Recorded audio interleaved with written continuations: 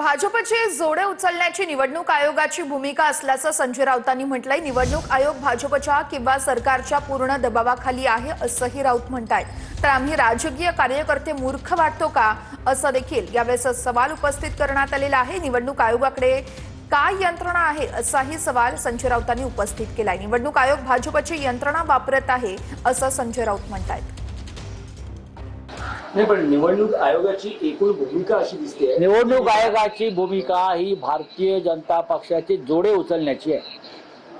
निवडणूक आयोग हा भारतीय जनता पक्षाचा किंवा सरकारच्या पूर्ण दबावाखाली, एवढंच मी सांगतो।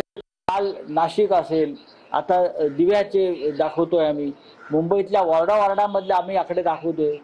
आम्ही काय कार्यकर्ते तुम्हाला काय मूर्ख वाटलो का? राजकीय कार्यकर्ते आमची पदरमोड करून दिवस रात्र आम्ही काम करतो मतदार यादीवर। निवडणूक आयोगाकडे काय यंत्रणा आहे? भाजपची यंत्रणा वापरते निवडणूक आयोग। निवडणूक आयोग भाजपचा बटेक झाले।